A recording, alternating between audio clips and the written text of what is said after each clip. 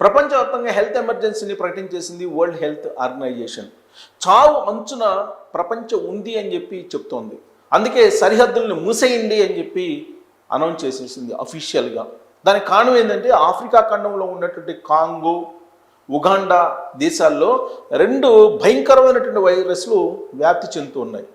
ఇప్పటి వరకు 300 మందికి ఆ దేశంలో ఆ వ్యాధి సోకితే 88 మంది చనిపోయారని చెప్పి అఫీషియల్గా వెలువడుతున్నటువంటి న్యూస్. ఏంటి ఈ వైరస్ అనంటే ఎబోలా అనేటువంటి వైరస్ పేరు మనం విన్నాం. ఆ ఎబోలా వేరియంట్లలో 2 వేరియంట్లు, ఒకటి బుండి బుగ్యో అనేది, ఇంకోటి క్లేడ్ 1. ఈ 2 వైరస్లు మరణ మృదంగాన్ని మోగిస్తూ ఉన్నాయి. ఆఫ్రికా ఖండంలో ఉండేటువంటి దేశాల్లో కాంగో, ఉగాండా, కెన్యా, రువాండా ఈ దేశాల్లో విస్తృతంగా ఇది వ్యాపిస్తూ ఉంది. అందుకే ఆ దేశాలని సరిహద్దులను మూసేయండి అని చెప్పి వరల్డ్ హెల్త్ ఆర్గనైజేషన్ చెప్పింది. కేవలం ఆ దేశాలకే కాదు, ప్రపంచం మొత్తానికి అలర్ట్ చేసేసింది.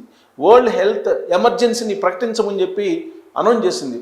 బహుశా భారతదేశం కూడా రేపో మాపో వరల్డ్ హెల్త్ ఆర్గనైజేషన్ ఇచ్చినటువంటి ఎమర్జెన్సీని ప్రకటించక తప్పనటువంటి పరిస్థితి.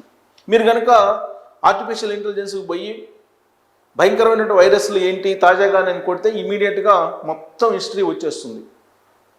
గతంలో కూడా ఎబోలా వైరస్ వచ్చింది. 2022లో తర్వాత 2 సార్లు ఎబోలా వైరస్ వచ్చింది. 2008లో కూడా ఒక రకమైనటువంటి ఎబోలా వైరస్ ఆఫ్రికా ఖండంలో వచ్చింది. అప్పుడు మరణాల సంఖ్య తక్కువగా ఉంది. వేలల్లో సోకితే 100లోనే చనిపోయారు. కానీ ఇవాళ 100లో సోకితే 100లో చనిపోతూ ఉన్నారు. ఇలాంటి పరిస్థితి ప్రపంచంలో నెలకొంది. ఒకవైపేమో ఆర్థిక మాంద్యం, ప్రపంచం మొత్తం ఆర్థిక మాంద్యంలోకి వెళ్ళిపోతున్నటువంటి సమయంలో ద్రవ్యోల్బణం పెరిగి కొన్ని దేశాల్లో అయితే లాక్డౌన్ ప్రకటించేశారు. కొన్ని దేశాల్లో సాయంత్రం 7 దగ్గర నుంచే షాపులు క్లోజ్ చేయండి అని చెప్పి అనౌన్స్ కూడా